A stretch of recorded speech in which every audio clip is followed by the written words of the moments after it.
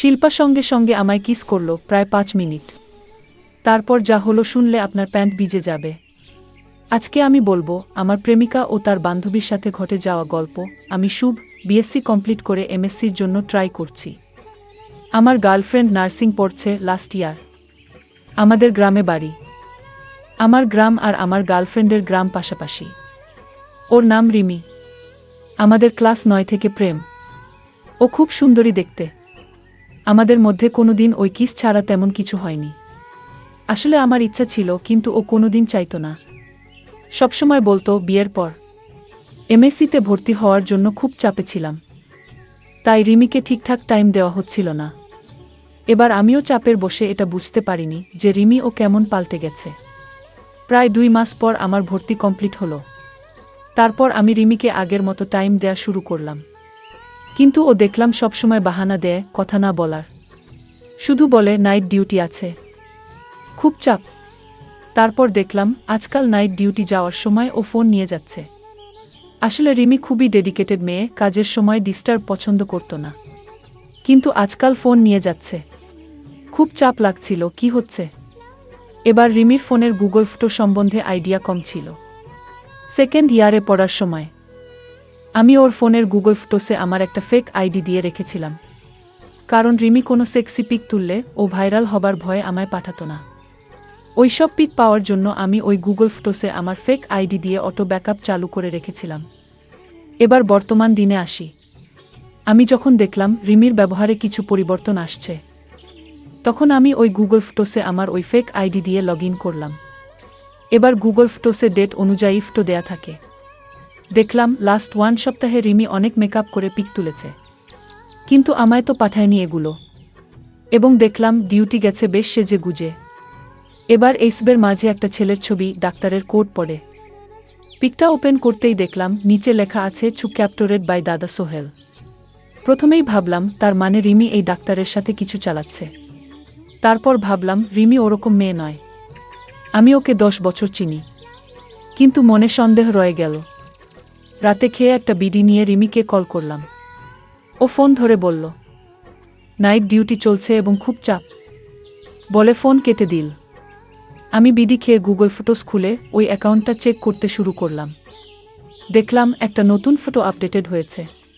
Click করতেই দেখলাম রিমি ওই ডাক্তার সোহেলকে জড়িয়ে ধরে আছে। ফটোর নিচে ডেট দেয়া আছে গতকাল 4টা। পিকটা দেখেই চোখ থেকে জল বেরিয়ে গেল। ভাবলাম রিমিকে ফোন করে উত্তাল গালাগাল করি, কিন্তু তারপরেই একটা পিক আপডেটেড হলো গুগল ফটোসে আজকের ডেটে, এবং সেই পিকে রিমি হাসপাতালের একটা বেডে শুয়ে আছে আর ডাক্তার সোহেলকে জড়িয়ে ধরে। টাইমটা দেখলাম 10টা। ঘড়ির দিকে তাকালাম, দেখলাম 10টা 5 বাজছে। বুঝলাম রিমি এখন ওই ডাক্তারের সাথে মজা নিচ্ছে, তাই ফোন কেটে দিলাম। তারপর 1 ঘন্টা কোনো আপডেট নেই। 1 ঘন্টা টানা বিডি খেয়ে কাটালাম। হঠাৎ রাত 12টার সময় দেখি একটা ভিডিও আপলোড হলো।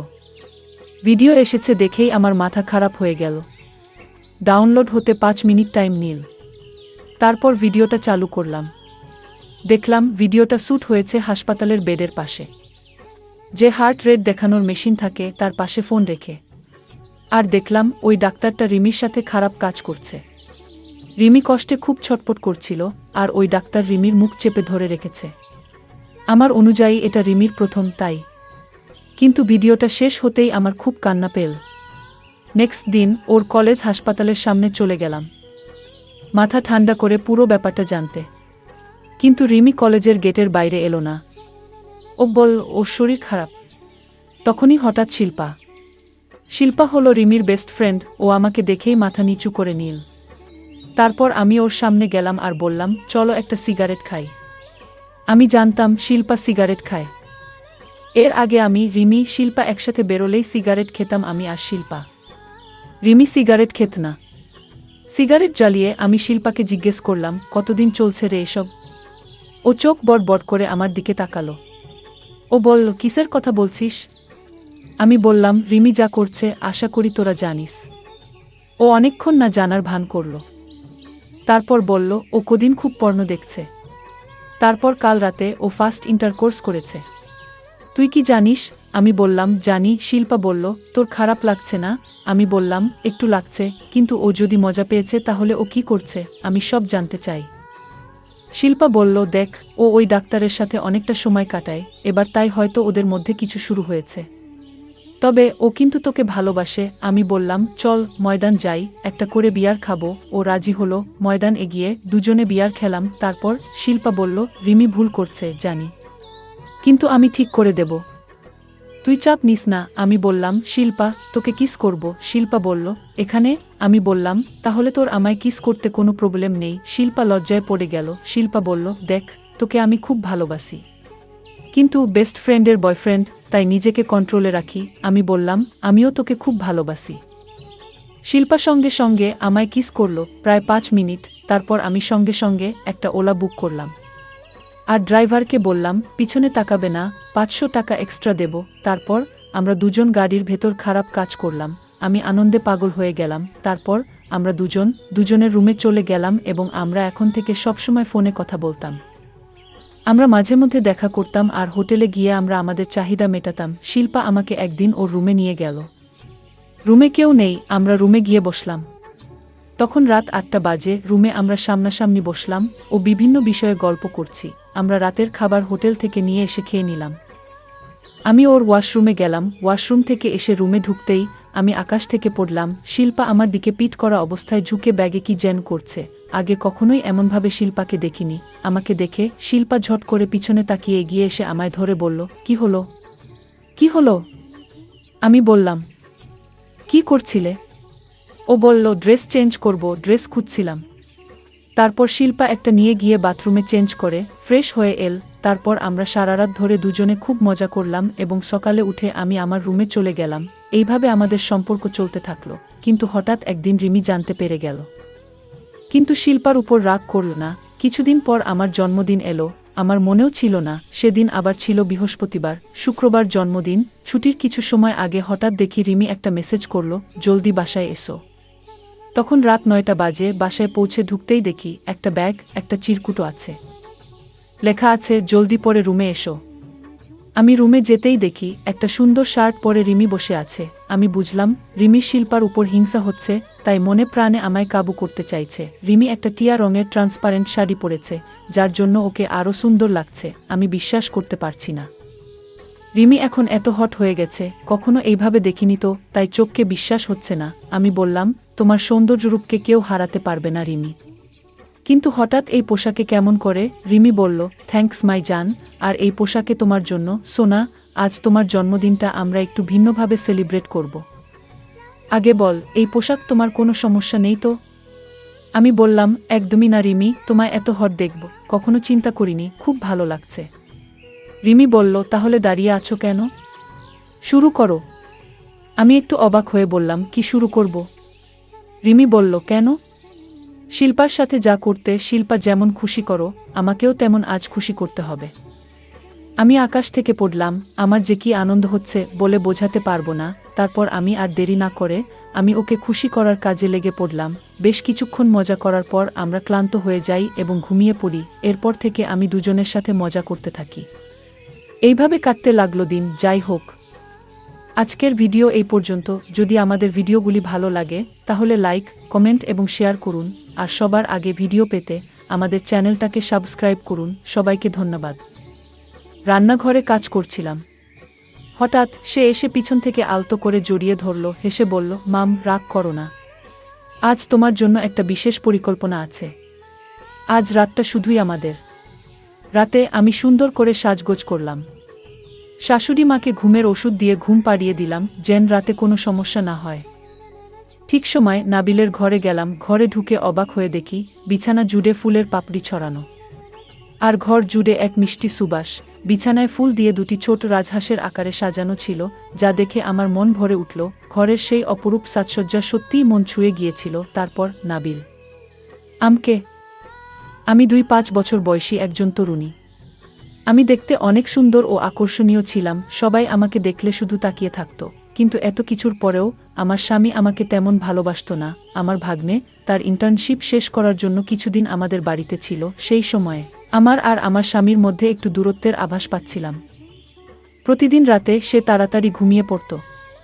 আর আমি একা বসে থাকতাম। এক রাতে আমার ভাগ্নে আমাকে একা দেখতে পেয়ে নিজের ঘরে নিয়ে গেল। সে বলল, মাম, প্রতিদিন আপনাকে এভাবে একা দেখতে ভালো লাগে না। আমি চেষ্টা করব যাতে মামার অনুপস্থিতি আপনি অনুভব না করেন। বন্ধুরা, আজকের গল্পটি অনেক বেশি স্পেশাল, তাই কেউ মিস করো না। আর দয়া করে ভিডিওতে একটি লাইক করে দেও। বিয়ের পর আমার স্বামী তার কাজের মধ্যে এতটাই ব্যস্ত হয়ে পড়েছিল যে আমার প্রতি তার মনোযোগ অনেকটাই কমে গিয়েছিল। বাড়িতে আমার শাশুড়িও ছিলেন, যার যত্ন নেওয়ার জন্য আমাকে সারাদিন ব্যস্ত থাকতে হতো। আমাকে ওদের সেবা করতে হতো। ওদের সেবা করতে আমার অসুবিধা হতো না, কিন্তু আমার স্বামী আর আমার মধ্যে দূরত্ব বাড়তে থাকায় আমি মেজাজ হারাতে শুরু করি। শনিবার রাতটা আমার জন্য খুব আনন্দের ছিল, কারণ পরের দিন রবিবার, যেদিন আমার স্বামী আমার সাথে থাকত আর তার অফিসও অফ থাকত। রাতে শোয়ার আগে আমি আমার স্বামী তানভীরকে বললাম, কাল তুমি বাইরে যাবে না, কারণ পুরো দিনটা আমার সাথে থাকবে, আমাদের মাঝে কেউ আসবে না। তখন তানভীর বলল, অনিকা, তোমাকে একটা কথা বলতে ভুলে গেছি। আমার মামা তো বোনের ছেলে নাবিল কাল থেকে কিছু মাসের জন্য আমাদের বাড়িতে থাকতে আসবে। তার ইন্টার্নশিপ আছে, তাই আমাদের সাথেই থাকবে। এই কথা শুনে আমার স্বামীর সাথে সময় কাটানোর স্বপ্ন ভেঙে গেল এবং রাগে ফেটে পড়লাম। তবে যার উপর আমি এত রেগেছিলাম সে আমার জীবনে এক নতুন রং নিয়ে আসবে তা আমি একটুও ভাবিনি। রাতে রাগ নিয়ে ঘুমিয়ে পড়লাম। পরের দিন দুপুরের খাবারের সময় নাবিল আমাদের বাড়িতে এল। আসতেই সে প্রথমে আমার শাশুড়ির পায়ে হাত রাখল, তারপর আমাদের কাছে এল। আমার স্বামী তানভীর বলল, ভাগনাদের কখনোই পায়ে হাত দিতে হয় না। আর নাবিলকে জড়িয়ে ধরল। নাবিল দেখতে বেশ সুন্দর ছিল, গায়ের রং ফর্সা আর সুঠাম চেহারা। আমি তাকিয়ে রইলাম। তার কথাগুলো বেশ ভালো ছিল, আর আসার পর থেকেই হাসিঠাট্টায় মেতে উঠেছিল। এইভাবে আমাদের বাড়িতে তার আসার কয়েকদিন কেটে গেল। সে আসার থেকেই আমার দিকে চেয়ে থাকত আর অনেক মজার মজার কথা আমার সাথে বলতো। একদিনের কথা, প্রতিদিনের মতোই নাবিল, আমার ভাগনা, তার ইন্টার্নশিপে গিয়েছিল। কিন্তু হঠাৎই সেই দিন প্রবল ঝড় বৃষ্টি শুরু হলো, আর তার জন্য আমার খুবই চিন্তা হচ্ছিল। গত কিছুদিন ধরে সে আমাদের পরিবারের সদস্যের মতোই আমাদের সঙ্গে ছিল। প্রায়ই সে আমার কিচেনে সাহায্য করত। বারবার তাকে ফোন করছিলাম। সাধারণত সে সন্ধ্যা 7টার মধ্যে ফিরে আসত, কিন্তু সেদিন 8টা বেজে গেল, তবুও সে ফেরেনি। আমার স্বামী তানভীর আগেই ফোনে জানিয়েছিল যে বৃষ্টি খুব বেশি, তাই অফিসে কিছুক্ষণ আটকে থাকবে। নাবিলের কথা ভেবে চিন্তায় মন খারাপ হয়ে যাচ্ছিল, কারণ সে মোটরসাইকেলে গিয়েছিল। তার অপেক্ষায় আমি দরজার কাছে দাঁড়িয়েছিলাম। অবশেষে কিছুক্ষণ পর নাবিল, আমার ভাগনা, ভিজে চুপচুপে বাড়ি ফিরল। তাকে দেখে আমি ভেতর থেকে তাড়াতাড়ি একটা তোয়ালে নিয়ে এসে ওর দিকে বাড়িয়ে দিলাম। ও নিজের ঘরে চলে গেল, আর আমি কিচেনে গিয়ে আদা দিয়ে চা বানাতে শুরু করলাম। যখনই আমি কারো জন্য চা বানাই, তখন আমার শাশুড়ির জন্য 1 কাপ চা বানাতে হয়, কারণ উনি চা খুবই পছন্দ করেন। শাশুড়িকে 1 কাপ চা দিয়ে আমি অন্য কাপটি নিয়ে দ্রুত নাবিলের ঘরে গেলাম। তার ঘরে ঢুকতেই দেখি সে তখন তোয়ালে জড়িয়েছিল আর কিছুই পরেনি, আর চুলগুলো এখনো ভেজা। তাড়াহুড়ো করে ফিরেছিল বলে সে এখনো কিছুটা ঠান্ডায় ছিল। সে কাঁপছিল। আমি হাতে ধরা চায়ের কাপটা টেবিলে রাখলাম এবং তার চুলগুলো আলতোভাবে মুছে দিতে শুরু করলাম। সেই মুহূর্তে আমরা দুজন খুব কাছাকাছি ছিলাম। আমি যখন একটু দূরে সরে এলাম, তখন তার দৃষ্টি আমার দিকে বেশ গভীরভাবে তাকিয়েছিল।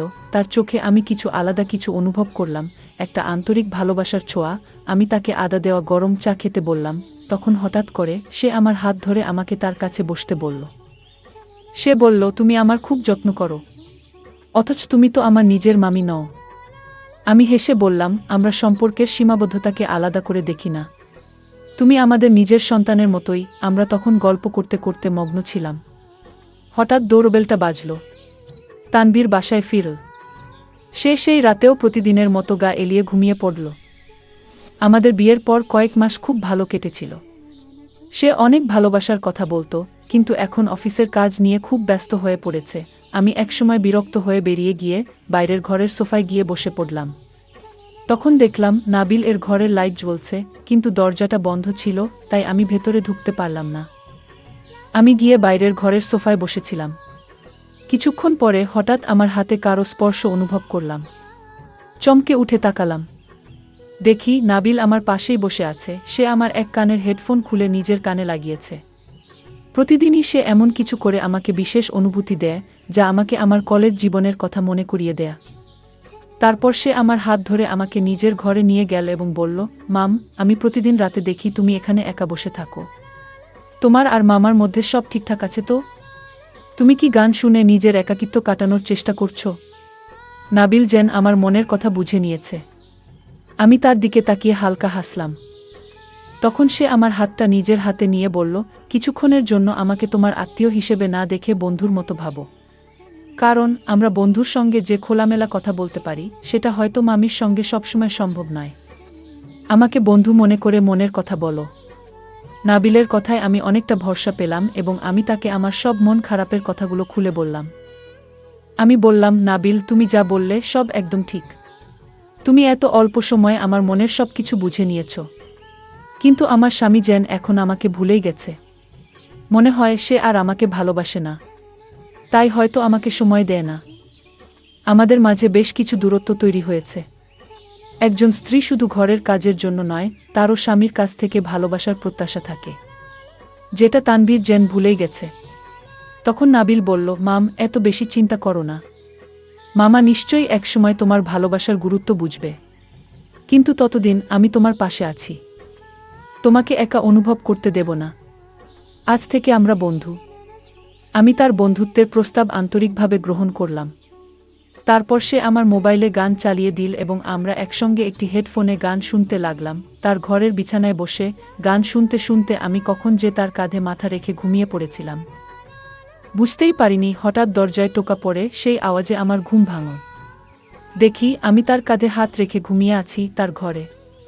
আমি সঙ্গে সঙ্গে সরে গেলাম। নাবিল দরজা খুলতেই দেখি বাইরে শাশুড়ি মা দাঁড়িয়ে আছে। আমি তৎক্ষণাৎ বাথরুমে লুকিয়ে পড়লাম, যাতে শাশুড়ি মা আমাকে দেখতে না পান। শাশুড়ি মা চলে যাওয়ার পর আমি চুপচাপ নিজের ঘরে ফিরে এলাম। সেই রাতে আমার অনিচ্ছাকৃত উপস্থিতি নাবিলের মনে কিছুটা গভীর ছাপ ফেলেছিল, যদিও আমি তখন এর গুরুত্ব বুঝিনি। পরদিন সকালে আমার স্বামী অফিসে চলে গেল, কিন্তু নাবিল বাড়িতেই ছিল। আমি যখন তাকে তার টিফিন দিলাম, সে বলল, আজ আমার ছুটি। আমি কারণ জানতে চাইলে সে আমার কানে বলল, এই ছুটি শুধু তোমার জন্যই নিয়েছি মাম। বন্ধু হিসেবে আজ সারাদিন তোমার সঙ্গে সময় কাটাবো। সেই দিন নাবিল আমার সঙ্গে সারাদিন কাজের সহযোগিতা করল এবং সন্ধ্যায় বাইরে আমাকে আমার প্রিয় স্থানে নিয়ে গেল। রাতে আমার স্বামী আমাকে জানালো যে সে পরের এক সপ্তাহের ছুটি নিয়েছে। সে বলল তার কলেজের 2 বন্ধুর বিয়ে রয়েছে এবং একই শহরে এক বন্ধুর বিয়েতে 3 দিন কাটাবে। তানভীর বলল, আমার বন্ধুর বিয়েতে যাচ্ছি এবং কেউ তার স্ত্রীকে নিয়ে যাচ্ছে না, তাই তোমাকেও নিয়ে যেতে পারবো না। তানভীরের এই কথায় আমার মন খারাপ হয়ে গেল, কারণ তার সাথে কিছুটা সময় কাটানোর সুযোগ ছিল। কিন্তু মনে হলো সে আমার অনুভূতির দিকে বিশেষ নজর দেয় না। বিয়ে হয়ে গেলেও যেন সে অবিবাহিতদের মতো জীবন কাটাতে চায়। পরের দিন তার বন্ধুরা তাকে নিতে এল এবং পরবর্তী 8 দিনের জন্য আমার স্বামী বাড়ি থাকবে না। যাওয়ার আগে সে নাবিলকে বলল, তোমার মামি আর দিদার ভালোভাবে যত্ন নিও। নাবিল সম্মতি দিলেও তার চোখের দৃষ্টি দেখে মনে হলো যেন আমার স্বামী আমার বাড়ির চাবি তুলে দিয়ে যাচ্ছিল এমন একজনকে, যাকে সে পুরোপুরি বিশ্বাস করে না। তানভীরের অনুপস্থিতিতে নাবিল আমার প্রতি যে অনুভূতি, তা আস্তে আস্তে প্রকাশিত হতে শুরু করেছিল, যদিও আমি তা বুঝতে পারিনি। আমার স্বামী চলে যাওয়ার পর আমি বিশ্রাম নেওয়ার জন্য নিজের ঘরে চলে গেলাম। কিছুক্ষণ পর আমি চাদর গায়ে মুড়িয়ে শুয়েছিলাম। তখনই নাবিল আমার ঘরে এল। সে এসে দরজা বন্ধ করল এবং আমার পাশে বসে বলল, অনিকা মাম, ঘুমিয়ে পড়েছ নাকি? তোমার জন্য একটা বিশেষ চমক আছে। এই বলে সে মৃদু হেসে আমাকে জানালো যে সঠিক সময়ে সে তার ছুটি নিয়েছে, যেন আমার সঙ্গে কিছুটা আনন্দের সাথে সময় কাটাতে পারে। নাবিল বলল, আমি তোমার জন্য বিশেষ কিছু পরিকল্পনা করেছি। তাড়াতাড়ি তৈরি হয়ে নাও, আমাদের বাইরে যেতে হবে। আমি বারবার জিজ্ঞেস করছিলাম, আমরা কোথায় যাচ্ছি? কিন্তু সে কিছুতেই বলছিল না। শুধু বলল, দিদাকে বলে দাও যে তুমি বন্ধুদের সাথে একটি অনুষ্ঠানে যাচ্ছ। সন্ধ্যার আগেই ফিরে আসবে। বাইরে বৃষ্টি পড়ছিল, তাই সে আমাকে তার সাথে নিয়ে যেতে চাইল। শাশুড়ি মা আমাকে যেতে অনুমতি দিলেন, কিন্তু আমিও জানতাম না ঠিক কোনো অনুষ্ঠানে যাচ্ছি। আমি অনেক সুন্দর করে একটু সেজেছিলাম। আমার সাজ দেখে নাবিল অবাক হয়ে তাকিয়ে থাকলো আর বলল, মাম, আজকে তো আপনাকে অনেক সুন্দর আর আকর্ষণীয় লাগছে। নাবিল আমাকে তার বাইকে নিয়ে বেরিয়ে পড়ল। পথের মাঝে একটি শহরের সাইনবোর্ড দেখে আমি বললাম, তুমি কি আমাকে এই শহরে নিয়ে যাচ্ছ? কথাটা শোনা মাত্রই সে বাইক থামিয়ে সাইডে নিয়ে ব্রেক চাপল। আর আমি তার উপর পড়ে গেলাম। পড়ে যাওয়ার ভয়ে আমি শক্ত করে তাকে ধরলাম। বাইকে আমি তার অনেক কাছাকাছি বসেছিলাম। বাইক থামানোর পর নাবিল হেসে বলল, মাম, তুমি বেশ চালাক। ঠিকই ধরেছ। আজ তোমাকে শহরে নিয়ে যাচ্ছি একদিনের জন্য। ঘরে বসে থাকতে থাকতে তোমার মনটা ভার হয়ে গেছে, তাই কিছুটা তাজা হাওয়া দরকার। তাই তোমাকে এখানে নিয়ে এসেছি। কয়েক ঘন্টার মধ্যেই আমরা শহরে পৌঁছালাম। সেখানে আমি অনেক আনন্দ করলাম। আমরা বিভিন্ন জায়গায় একসাথে ঘুরলাম। কিছু মুহূর্ত এমন এল যখন অজান্তেই আমরা আরও কাছে চলে এলাম। আমি অজান্তেই নাবিলের হাত ধরে ফেলেছিলাম। হয়তো অনেকেই আমাদের দেখে ভুল করে কাপড় মনে করছিল। আমরা ভাবলাম নাবিল তোর স্বামী। কিছু বান্ধবী নাবিলের আশেপাশে জড় হয়ে তার সঙ্গে কথা বলতে লাগল। নাবিলও কথাবার্তায় বেশ পটু ছিল। ঠিক তখন আমার এক ঘনিষ্ঠ বান্ধবী আমার কাছে এসে তার সমস্যার কথা বলল। সে বলল, আজকাল আমার স্বামী আমার প্রতি আগের মতো মনোযোগ দেয় না। যদি সে আমার ভালোবাসাকে বুঝত। আমার বান্ধবী বলল, তোমার কদর করে না, তার জন্য কষ্ট পাওয়ার কি দরকার? আমি নিজের জন্য একজন সঙ্গী খুঁজে নিয়েছি, নাবিলের মতোই একজন, যে তারুণ্যে ভরা এবং সুদর্শন। কয়েক মাস ধরে তোমার সোশ্যাল মিডিয়ায় কোনো নতুন ছবি দেখিনি। হয়তো তুমিও বিবাহিত জীবনে একটু একঘেয়েমি অনুভব করছো। যখন তোমার সামনে আরও আনন্দের সম্ভাবনা রয়েছে, তখন কেন পুরনো চিন্তায় পড়ে আছো? তোমার স্বামী যদি তোমার যত্ন না নেয়, তাহলে নাবিলের মতো কারো সাথে জীবনে নতুন সুখ খুঁজে নিতে পারো। আমি লক্ষ্য করেছি যে নাবিল তোমার প্রতি খুব আন্তরিক। চারপাশে অন্য সবার মাঝে থেকেও তার দৃষ্টি কেবল তোমার দিকেই ছিল। তাহলে আর দেরি কিসের? আমার বান্ধবীর এই কথাগুলো আমাকে ভাবিয়ে তুলল। রাতে আমি নাবিলকে আমার ঘরে ডেকে নিলাম। সে আসার পর আমি নিজেকে একটু বিশেষভাবে প্রস্তুত করেছিলাম, যেন বিয়ের প্রথম রাতের মতো। আমাকে এভাবে সাজানো অবস্থায় দেখে সে কিছুটা অপ্রস্তুত হয়ে মাথা নিচু করে ঘর থেকে বেরিয়ে যেতে চাইল। আমি তার হাত ধরে তাকে থামিয়ে দিলাম। তাকে বললাম, নাবিল, আর এই লুকোচুরি বন্ধ করো। আমি জানি তুমি কি অনুভব করছো, তাই আর মিথ্যা ভান করো না। আমি জানি তুমি আমাকে অনেক ভালোবাসো, তাই আর এইসব কথা লুকাতে হবে না। আমি এখন সব বুঝতে পেরেছি। সে বলছিল, মামি, তুমি তো আগে থেকে সাজগোজ করে বসে আছো। আমি ভাবছিলাম তোমায় আমি অনেক সুন্দর করে আগে সাজিয়ে দিব। নাবিল বলেছিল, জীবনের ছোট ছোট মুহূর্তগুলোতে আনন্দ খুঁজে নেওয়া খুবই গুরুত্বপূর্ণ, তাই আমি দ্রুত পোশাক পরে ফিরে আসি। আর নাবিল আমাকে আলতোভাবে কাছে টেনে নিয়ে কথায় মেতে ওঠে। আমি বুঝতে পারছিলাম আমাদের কথাগুলো ধীরে ধীরে ভালোবাসার সুরে রঙিন হয়ে উঠছে। ঠিক তখনই শাশুড়ি মা ডেকে পাঠালেন তার হাঁটুতে তেল মাখানোর জন্য। আমাকে যেতে হলো, যদিও মন ছিল না। প্রায় ২ মিনিট ধরে তার পায়ে তেল মালিশ করতে হলো। তারপর যখন নিজের ঘরে ফিরলাম, দেখি নাবিল নেই। তার ঘরে গিয়ে দেখি সে ঘুমিয়ে পড়েছে। পরের দিন সকালে আমি একটু অভিমানী দৃষ্টিতে নাবিলের দিকে তাকালাম। রান্নাঘরে কাজ করতে করতে সে পিছন থেকে এসে আমাকে জড়িয়ে ধরল।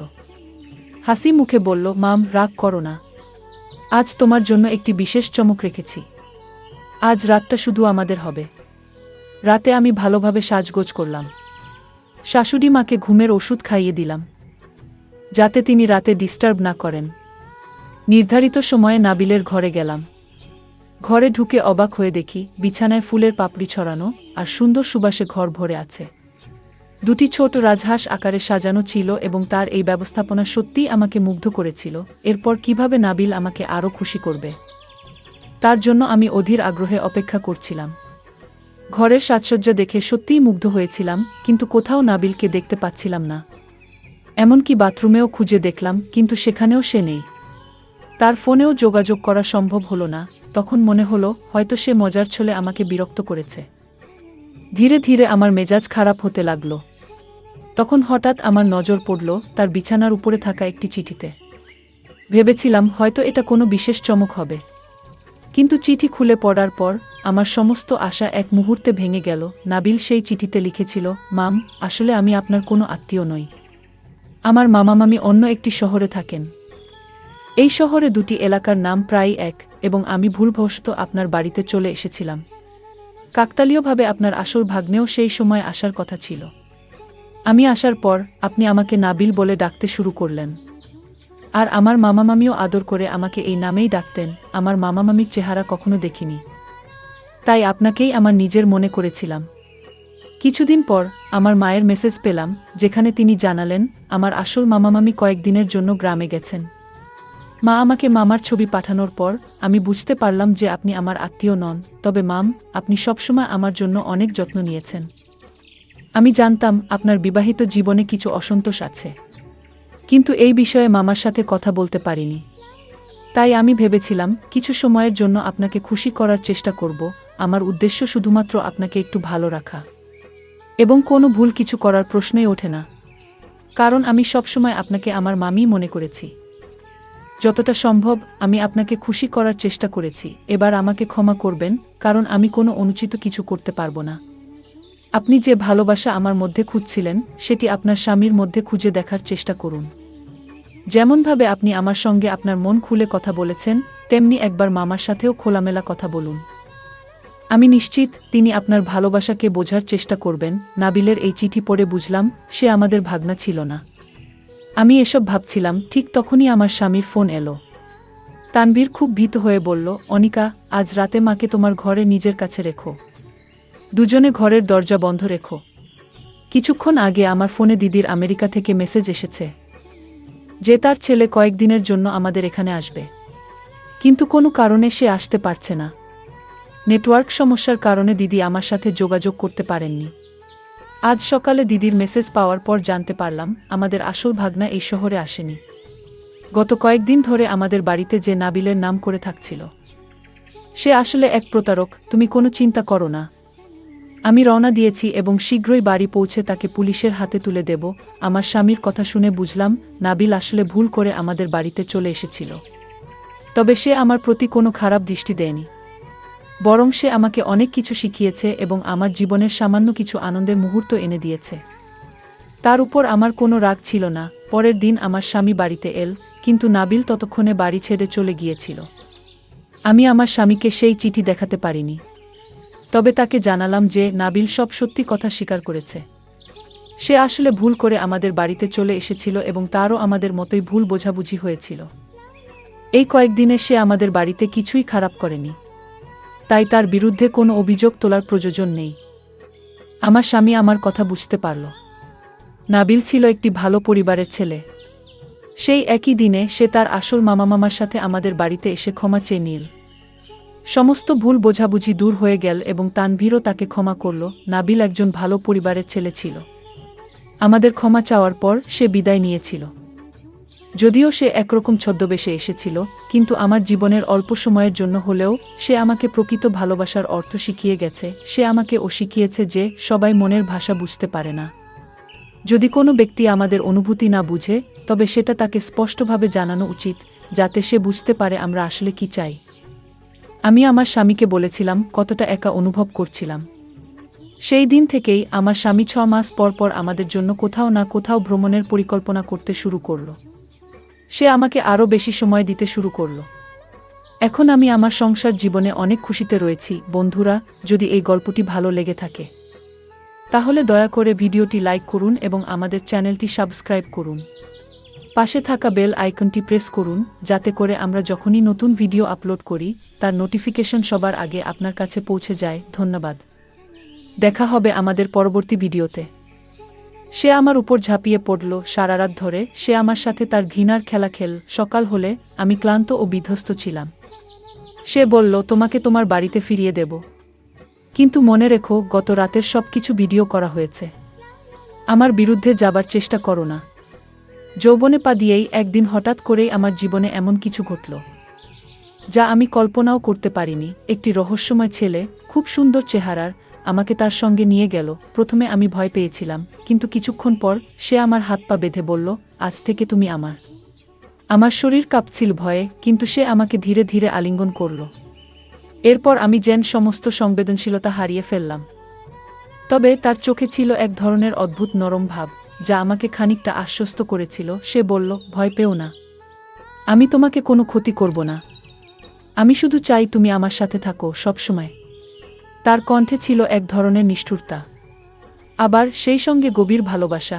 আমার গল্পগুলো তোমরা শোনো, কিন্তু সাবস্ক্রাইব করো না। দয়া করে গল্পগুলো ভালো লাগলে ভিডিওটি লাইক, শেয়ার এবং চ্যানেলটি সাবস্ক্রাইব করো প্লিজ। আমার নাম সোনালি। বয়স কম, কিন্তু আমার মন খুবই কৌতূহলী। যখনই কোনো ছেলে আমার দিকে তাকায়, আমি মিষ্টি হাসি দিয়ে তাকে অভ্যর্থনা জানাই। বন্ধুরা আমাকে বারবার সতর্ক করেছিল যে এমন আচরণে একদিন আমি সমস্যায় পড়তে পারি, কিন্তু আমি কোনো কথাই শুনতাম না। আমি সবার সাথে মজা করতাম, হাসতাম এবং ছেলেদের সঙ্গে খোলামেলা কথা বলতাম। এমনকি যারা একটু বিপদগামী তারাও আমার কাছে এসে কথা বলতে চাইত। এরকমই একদিন, যখন আমার বাবা বাড়িতে ছিলেন না, আমি দৈনন্দিনের মতো একটা ট্যাক্সি বুক করেছিলাম। বাবা থাকলে সবসময় আমাকে গাড়িতে তুলে দিতেন, কিন্তু সেই দিনটা ছিল একা যাওয়ার সাহসের দিন। মা খুব চিন্তা করছিলেন, আর আমি বললাম, মা, আমি এখন বড় হয়ে গিয়েছি, সব ঠিক আছে। আমি ভেতরে ভেতরে বেশ আত্মবিশ্বাসী ছিলাম। ক্যাব এলে আমি ব্যাগ নিয়ে সামনের সিটে বসলাম। চালককে দেখে একটু অস্বস্তি লাগছিল, সে আমার পায়ের দিকে তাকাচ্ছিল।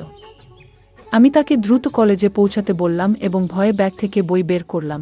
কিন্তু তারপর যা ঘটল তা ছিল আমার কল্পনার বাইরে। চালক হঠাৎ একটি নির্জন রাস্তা ধরে যেতে লাগল। আমি অবাক হয়ে বললাম, এটা কোনো রাস্তা? আপনি তো ভুল পথে যাচ্ছেন। সে মুচকি হেসে বলল, একটু শর্টকাট নিচ্ছি মিস, চিন্তা করবেন না।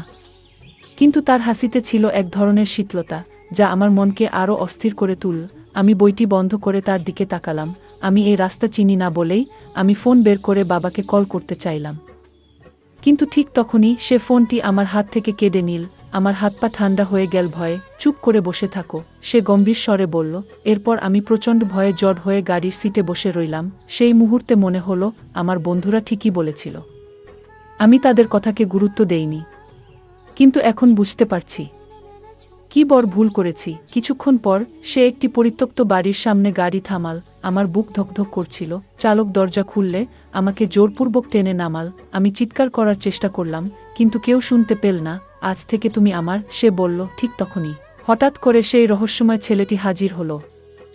আমি চিনতে পারলাম এটা সেই ছেলেটি যে একদিন আমার দিকে তাকিয়েছিল, আর আমি তাকে মিষ্টি হাসি দিয়েছিলাম।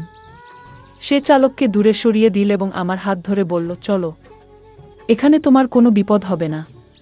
সে আমাকে নিয়ে তার গাড়িতে উঠালো এবং দ্রুত সেই জায়গা থেকে বেরিয়ে এল। আমি অবাক হয়ে জিজ্ঞাসা করলাম, তুমি কে? সে মৃদু হেসে বলল, তুমি এখন আমার সঙ্গে নিরাপদে আছো, এটুকুই জানো। কিছুক্ষণ পর আমি বুঝতে পারলাম এই ছেলেটার সাথেও আসা আমার ঠিক হয়নি। সে আমাকে একটা ফার্ম হাউসে নিয়ে গেল। আমি জিজ্ঞেস করলাম, এখানে কেন এনেছো?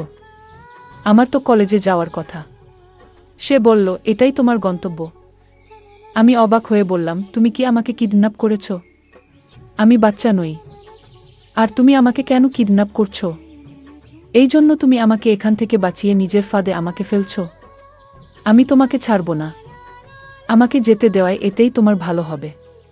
প্রতিদিন আমি তোমাকে দেখি ছেলেদের সাথে মজা করে কথা বলতে। তুমি কি ভেবেছ তাদের মন কেমন থাকে? আমি অনেক দিন ধরেই তোমাকে পেতে চেয়েছিলাম, কিন্তু তুমি সবসময় বাবার সাথে কলেজে যেত। আমার অনেক রাগ হয়েছিল। একদিন ধাক্কা দিয়ে দূরে সরিয়ে যেতে চেষ্টা করছিলাম, কিন্তু সে আমার হাত ধরে টেনে বলল, এখান থেকে পালানোর উপায় নেই। তুমি জানো না আমি কে, আর আমি কি করতে পারি? আমি তোমাকে না যেতে দিলে তুমি এখান থেকে জীবনও নিয়ে যেতে পারবে না। তাই চুপ করে থাকো। আমি বললাম, দেখো, আমাকে যেতে দাও। সে বলল, তুমি আমার, তোমার যৌবন আমার কাছে থাকবে। আমি ভীত হয়ে বললাম, আমরা বন্ধু হতে পারি। তাহলে তুমি আমাকে ছেড়ে দেবে? সে হেসে বলল, আমি যে কারণে তোমাকে নিয়ে এসেছি তা না করে কিভাবে তোমাকে ছেড়ে দেব? আমার রাগ বাড়ছিল। আমি বললাম, আমাকে রাগাবে না। আমি এমন কিছু করব যা তুমি কল্পনাও করতে পারবে না। তাই ভালো চাও, আমাকে যেতে দাও। সে আমার উপর ঝাঁপিয়ে পড়ল। আমি তার ঘাড়ে কামড় দিলাম, কিন্তু সে আমার হাত ধরে রাখল। আমি ছেলেদের দেখে হাসি, তাই বলে আমি কাউকে আমার কাছে আসতে দিতাম না। কথা বলা আর স্পর্শ করা সম্পূর্ণ ভিন্ন। আজ আমি তাকে এটা বোঝাবো। সে আমাকে চুম্বন করতে চাইল। আমি তাকে বাধা দিলাম, মুখ এদিক ওদিক ঘুরালাম যেন তা দিতে না পারে, কিন্তু সে আমার হাত সরিয়ে আমাকে ছোঁয়ার চেষ্টা করছিল। সে ঘুরে এসে তার শক্তি প্রদর্শন করল এবং আমার পায়ের কাছে এসে ঘৃণার খেলা দেখাতে শুরু করল। আমার শরীরে বিদ্যুতের মতো একটা শিহরণ ছুটে গেল। আমার প্রতিবাদ করার কথা ছিল, কিন্তু জানি না কেন আমি তার প্রতিবাদ করিনি। এক মুহূর্তের জন্য আমি সব ভুলে গেলাম। চিৎকার করার কথাও মনে ছিল না। এক অদ্ভুত অনুভূতি আমাকে গ্রাস করল, যা ছেলেটিও বুঝে গেছিল। আমি হাল ছেড়ে দিলাম। চোখে অশ্রু ঝরতে লাগলো। সে অবাক হয়ে আমার দিকে তাকালো। যখন আমি তার হাতটা ধরলাম, আমি চুপ ছিলাম। তারপর তাকে জড়িয়ে ধরলাম। সে আমাকে তার ঘৃণার খেলা দেখাতে লাগল। আমি বললাম, আমার সীমার মধ্যে থেকো। আমি তোমায় গোলাম না। ছেলেটি আমার কথা শুনে নিজেকে শক্ত করল। কিছুক্ষণ পর সে বলল, তুমি বসো, আমি চা বানাচ্ছি। সে চা নিয়ে এলো। আমি জানতাম না সে কে, কিন্তু তাকে বিশ্বাস করতে শুরু করেছিলাম। অবশেষে সে বলল, সোনালি, আমি তোমাকে ঘৃণা করি। ভেবেছিলাম তোমার জন্য সবকিছু নষ্ট করব, কিন্তু পারলাম না। তুমি এখন আমার সঙ্গে থাকবে। তার কথায় আমার বুক ধক করে উঠল। আমি কাঁদছিলাম। আমার কারো সাথে শত্রুতা ছিল না। ছেলেটাকে সুনীল নামটা শুনেই আমার মনে আলো জ্বলে উঠল না। কেন আমাকে ঘৃণা করছো? আমি তো কারো শত্রু নই। সে বলল, তোমার চোখেই সব বুঝে গেছি। সে রাগান্বিতভাবে আমার দিকে তাকালো এবং আবার তার ভালোবাসা দেখাতে লাগলো। আমি নিজেকে সমর্থন করার চেষ্টা করলাম। রাত হয়ে আসছিল। আমি চিন্তিত ছিলাম, পরিবারের সবাই আমাকে খুঁজছে। আমি বললাম, দেখো, আমাকে ছেড়ে দাও। মা খুব কাঁদছে। আমার ভাই নিশ্চয়ই ভীষণ চিন্তিত। সে রেগে গিয়ে বলল, তোমার কি মনে হয় আমি অন্যের কথা শুনি? আমি বললাম, আমাকে সব বলো, হয়তো আমি সাহায্য করতে পারি। সে বলল, তোমার শরীরেও যে নোংরা রক্ত প্রবাহিত হচ্ছে। আমাকে রাগিও না, নয়তো তোমার সম্মান নষ্ট করে দেব। আমি বললাম, আর কি বাদ রাখছ? আমি এখান থেকে বের হলেই তো সবাই জানতে পারবে আমার সাথে কি হয়েছে। তুমি আমার সব কিছু নষ্ট করে দিলে। এখন আবার কি করার বাকি আছে? সে রাগ করে রুম থেকে বেরিয়ে গেল। আমি আর নিজেকে সামলাতে পারছিলাম না। আমি কাঁদতে শুরু করলাম এবং রুমে কিছু প্রমাণ খুঁজতে লাগলাম। একটা ছবি পেলাম যেখানে একটা মেয়ে আছে। মনে হলো মেয়েটা তার বান্ধবী। আমি ভাবলাম, ছবিটা দেখিয়ে তাকে ব্ল্যাকমেইল করতে পারি। বিছানায় বসেছিলাম আর ভাবছিলাম, আমার জীবনটা মনে হয় এখানেই শেষ হয়ে যাবে। আর আমি কাউকে আমার মুখ দেখাতে পারবো না। কিছুক্ষণ পর ছেলেটা দরজা খুলে আমার কাছে এসে বলল, কাঁদছো কেন? আমার চোখ লাল ছিল। আমি ছবিটা দেখিয়ে বললাম, তুমি আমাকে কিডন্যাপ করেছো কেন? যদি তোমার বান্ধবী জানতে পারে, কত কষ্ট পাবে। হঠাৎ সে আমার হাত থেকে ছবিটা ছিনিয়ে নিল। ছেলেটি ছবিটার দিকে তাকিয়েছিল। তার চোখ ভিজে গেল। আমি ওর কাছে এসে জিজ্ঞেস করলাম, কি হয়েছে? সে বলল, এই ছবিতে যে আছে সে আমার বোন হয়। তারপর সে বলল, চলো ডাইনিং টেবিলে বসি। আমি জিজ্ঞেস করলাম, তোমার বোনের বিয়ে কি হয়ে গেছে? সে উত্তরে বলল, আমার বোন আর বেঁচে নেই, আর তার মৃত্যুর জন্য তোমরাই দায়ী। আমার চোখে জল এসে গেল। আমি বললাম, কি বলছো? আমি তোমার বোনকে চিনি না। তুমি ভুল বুঝছো। সুনীল বলল, তোমার ভাই আমার বোনের সাথে প্রতারণা করেছে। তাকে গর্ভবতী করে ছেড়ে দিয়েছে। আমার বোন অপমান সহ্য করতে না পেরে আত্মহত্যা করেছে।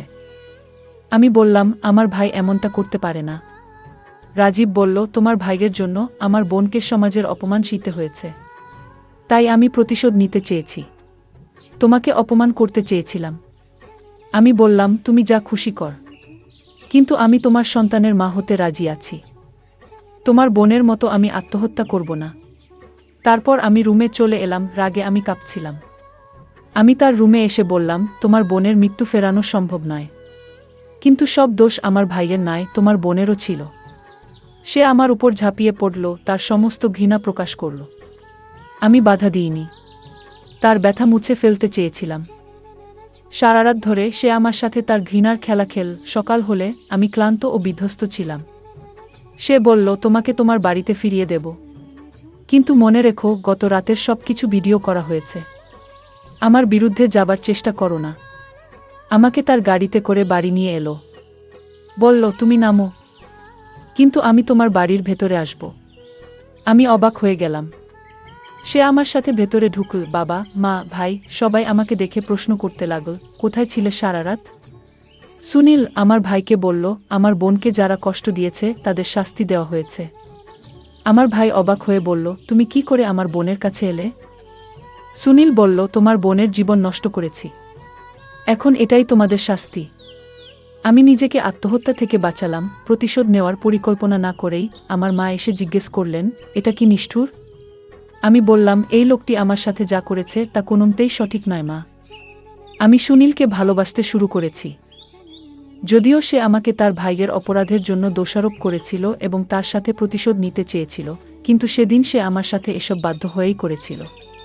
কারণ তার মাথায় শুধু তার বোনের মৃত্যুর প্রতিশোধ ঘুরছিল, কিন্তু সে আমার সাথে ভালো ব্যবহারই করেছিল।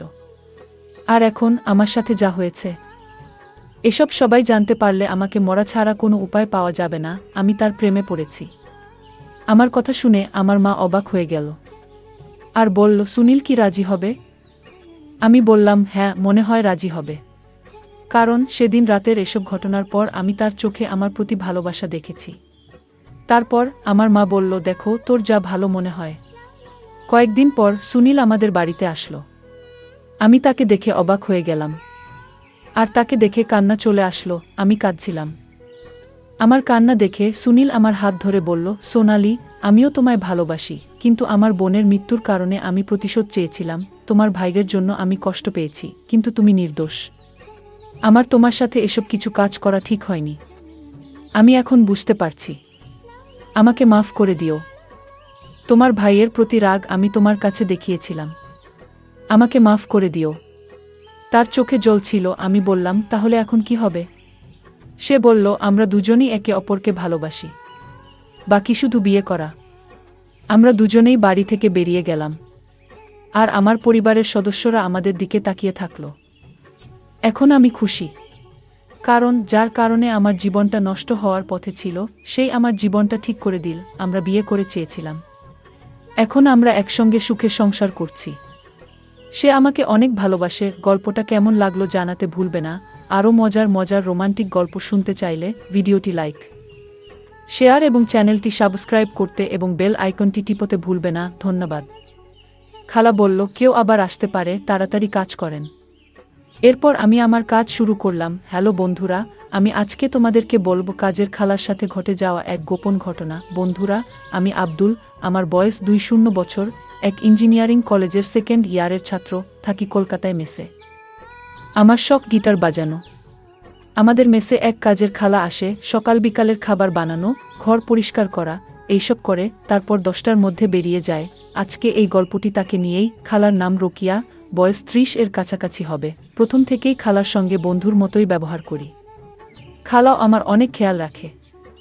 খালাকে নিয়ে খারাপ কোনো চিন্তা করিনি কখনো, কিন্তু একটা ঘটনার পর আজ আমাদের দুজনের মধ্যে যৌন সম্পর্ক গড়ে উঠেছে। সেই ঘটনাটাই আজ বলবো। আজ থেকে প্রায় 2 মাস আগের ব্যাপার। একদিন সন্ধ্যায় অনেক বৃষ্টিতে ভিজে কলেজ থেকে বাড়ি ফিরলাম। খুব টায়ার্ড ছিলাম, তাই চান না করেই কিছু খেয়ে ঘুমিয়ে পড়লাম। পরের দিন সকালে উঠে দেখি খুব জ্বর। ইতিমধ্যে কলিং বেলের আওয়াজ। কোনো রকমে উঠে গিয়ে দরজা খুললাম। আমাকে দেখেই খালা বলল, কি হয়েছে তোমার? শরীর খারাপ নাকি? মুখ চোখের এরকম অবস্থা কেন? আমি বললাম, হ্যাঁ, একটু জ্বর হয়েছে, আজকে কলেজ যাব না। তুমি একটু ঝোল ভাত করে দাও। খালা বলল, আচ্ছা, বলে ঘর পরিষ্কার করতে লাগল। একেই জ্বর, তারপর কোমরে বেশ ব্যথা করছিল। খালা বলল, তোমার কোনো চিন্তা নেই, আমি তোমার খেয়াল রাখবো এই কুদিন, বলে আমাকে উল্টো করে শুয়ে কোমরে মাসাজ করতে লাগলো। আরাম লাগাতে আমি কিছুক্ষণের মধ্যে ঘুমিয়ে পড়লাম। খালা কতক্ষণ মাসাজ করেছে জানি না। ঘন্টা 2 পরে ঘুম ভেঙে দেখি খালা তখন যায়নি। বলল, রান্না করে রেখেছি, খেয়ে নিও। আমি যাই এবার, বলে খালা চলে গেল। ওই দিনটা রেস্ট নিলাম। পরদিন রবিবার, জ্বর সেরে গেল। সকালে খালা এসে জিজ্ঞাসা করল, শরীর ঠিক আছে কিনা? আমি বললাম, হ্যাঁ, কালকে তোমার যত্নে সুস্থ হয়ে উঠেছি। খালা হাসল। তারপর কাজ করতে লাগলো। এরপর থেকে লক্ষ্য করেছি, আমার চোখাচোখি হলেই খালা হাসে। কেমন কামুক হাসি! আমি এতদিন যেগুলো ভাবিনি, সেসব চিন্তা আমার মাথায় আসতে শুরু করলো। খালার দিকে ভালো করে দেখতে শুরু করলাম। এরপর থেকে খালার সাথে আমার অনেক ফ্রি কথা হয়। তার মেমোরিতে আমি খারাপ ভিডিও দিয়ে দিতাম, খারাপ পিকচার দেই। খালা দেখে কিছু বলে না। একদিন ডাক দিয়ে বললেন, জানিস, আমাদের ওই পাড়াতে একটা মেয়ে ভাড়ায় থাকতো, তার খারাপ ভিডিও বের হয়েছে। বললাম, কোথায় দেখি? মোবাইলে দেখলাম রিসিভ ফোল্ডারে। আমি বললাম, কে দিছে এটা? খালা বলল, মেস মালিকের ছোট ভাই। আমি বললাম, আপনার না ভাই হয়, আপনি তার থেকে কেমনে নিলেন? খালা বলল, আমি জানি না, সে মোবাইলটা চাইল, আমি দিলাম। পরে দেখি এটা রান্নাঘরে দেখলাম। আমি খালাকে বললাম, খালা, একদিন যে বলেছিলাম আপনার কাছে শিখব, শিখাবেন না? তিনি বলল, কি শিখবি? আমি বললাম, স্বামী স্ত্রীর মাঝে যা হয় তাই। শুধু একবার দিবেন, যা খেতে চান খাওয়া। খালা বলল, এসব করতে পারবো না। এমনি ফ্রিভাবে কথা বলি, কিন্তু খারাপ কাজ করতে পারবো না। আমি কান্নার মতো করে বললাম, আমি কিন্তু মরে যাব যদি না দেন। যদি নাই দিবেন তবে কেন আমাকে এত আদর করেন? সবসময় ডাকেন, মাছের বড মাথাটা আমাকে দেন, বলে চলে আসলাম। সেদিন থেকে খালাকে ইমোশনাল ব্ল্যাকমেল শুরু করলাম। সেদিন দুপুরে ভাত খেলাম না, তাকে দেখিয়ে ভাতে জল ঢেলে দিলাম। সারাদিন কথা বলল না। রাতে গেলাম রান্নাঘরে, খালা বলল, ভাত খেলি না কেন দুপুরে? বললাম, এমনিতেই মন ভালো না তাই। খালা বলল, নাম্বারটা দেন, রাতে কথা বলবো। আমার নতুন একটা নাম্বার তার মোবাইলে মজনু নামে সেভ করে দিলাম। রাত 10টার সময় মিস কল দিল। আমি মেসের বাইরে আসলাম। তারপর কল দিলাম, বললাম, কি বলবেন? তিনি জানালো আমাকে যে আমি কেন পাগলামি করতেছি। খালা বলল, সে বিবাহিত, তার একটা 2 বছরের ছেলে আছে। আমি বললাম, শুধু একবার দিলে কি হয়? আপনাকে দেখলে আমি নিজেকে ঠিক রাখতে পারি না। আপনার স্বামীর সাথে থাকেন কেমন করে? খালা বলল, আমার কিছু মনে হয় না, না করলেও চলে। আমি বললাম, খালা সত্যি একবার দেন না, চিরঋণী হয়ে থাকব। খালা বলল, দেখা যাক কি করা যায়। এরপর ফোনে কথা বলা শুরু হয়। 2015 সালের অক্টোবর মাস। কিছুদিনের জন্য মেস বন্ধ দিবে। খালাকে বললাম, খালা আপনি আমার সাথে প্রায় 1 বছর কথা বলতেছেন, দিবেন দিবেন করে দিতেছেন না কেন? তিনি বলল, ভয় করে, যদি কেউ জানতে পারে তবে লজ্জায় মুখ দেখাতে পারবো না। 10 দিনের জন্য মেস বন্ধ হবে, তাই খালাকে গরম করে তুলতেছি বিভিন্ন কৌশলে। 10ই অক্টোবর খালাকে কল দিয়ে বললাম, দেখুন, আমি আপনাকে পছন্দ করি এবং ভালোবাসি। আপনাকে তুমি বলতে চাই, তবে তা মোবাইলে মেসে সবার সম্মুখে আপনি করে বলবো। খালা বলল, তোমাকেও আমার ভালো লাগে। কিন্তু আমি বললাম, কোনো কিন্তু নয়, তুমি আমার চাহিদা পূরণ করবে কিনা? খালা বলল, করব, কিন্তু কোথায়? আমি বললাম, তোমার এলাকা, তুমি জায়গা নির্ধারণ করো। অবশেষে খালা টোপ গিল। কিন্তু মেসে এসব করার সময় ও জায়গা হচ্ছে না। 15ই অক্টোবর কলেজ মাঠে আওয়ামী লীগের সমাবেশ হবে, এটার সুযোগ নিতে হবে। 14ই অক্টোবর রাতে খাবার পর খালা যখন বাড়ি যাবে তখন আমি রান্নাঘরে আসলাম। দেখি তিনি বাড়ি যাবার জন্য রেডি হচ্ছে, কোনো কথা না বলে। চারিদিকে এক নজর দেখে নিলাম। খালার কানে কানে বললাম, কালকে সবাই বাইরে থাকবে, দুপুরে মেস খালি, তখন কিন্তু দিতে হবে, নচেত আমি তোমার রান্না খাবো না। খালা কিছুই বলেনি, শুধু নির্বাক দাঁড়িয়ে থেকে চলে গেল। খালা ভাবতেই পারেনি আমি তার শরীরে হাত দিব। 15 তারিখ সকালে খাবার দেওয়ার পর বলল, তুমি তাড়াতাড়ি চলে এসো। আমি বললাম, আমি তো লোক দেখানো যাব, সমাবেশে থাকবো না, তাড়াতাড়ি চলে আসব। খাওয়া সেরে মেসের সবাই আওয়ামী লীগের সমাবেশ দেখতে চলে গেল। লোকে লোকারণ্য, রাস্তায় মানুষের ভিড়ে হাঁটা অসম্ভব। কলেজ মাঠে পৌঁছে সবার সঙ্গ ত্যাগ করে ফাঁকা স্থানে এসে খালাকে কল দিলাম, তিনি কল ধরল না। অনেকবার কল দিলাম, অবশেষে দুপুর 12টায় মিস কল দেয়া। আমি কল দিয়ে বললাম, আমি কি মেসে যাব? খালা বলল, এসো, আমি অনেক চিন্তা করে আসতেছি। কলেজ মোড়ের রাস্তা বন্ধ করে দিচ্ছে, তাই তালতলা হয়ে বিজিবি ক্যাম্পের পিছন দিয়ে ভোকেশনাল মোড হয়ে মেসে আসলাম। মেসে পৌঁছে দেখি সাবেক কন্ট্রোলার রতন দাদা মেসের চ্যানেলে কলেজের সমাবেশ দেখতেছে।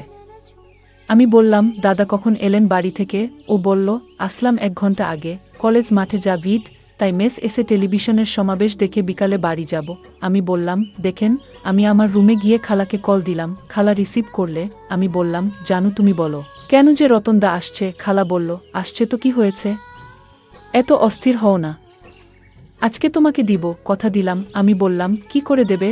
খালা জানালো, তোমার চাহিদা পূরণ করব রাতে, তুমি তৈরি থেকো। আমি বললাম, কেমনে, কখন দিবে, কোথায় দিবা? খালা বলল, সন্ধ্যা 7টার সময় তুমি মেসের পাশের পুকুর পাড়ের ঝুপে গিয়ে আমায় ফোন দিবা। আমি বললাম, আচ্ছা। আমি সন্ধ্যা 6:30-এ রান্নাঘরে গেলাম। খালাকে বললাম, মনে আছে তো? আর মাত্র 3 মিনিট বাকি আছে, আমায় মিস কল দিবেন। আমার মেসে থাকার দরকার নাই, বাইরে আছি। 7টার সময় কল দিলাম। খালা বলল, আরেকটু সবুর করো, তরকারি রান্না বসায় দিয়ে যাচ্ছি, একটু অন্ধকার হোক। আমি 1 ঘন্টা যাবত ঝুপে বসে মশার কাম সঙ্গে করছি। 7:30 এ খালা কল দিল। আমি কেটে কল ব্যাক করলাম। তিনি বললেন, কোথায়? আমি বললাম, ঝোপের আড়ালে, শীঘ্র আসো। 5 মিনিট পর খালা আসলো।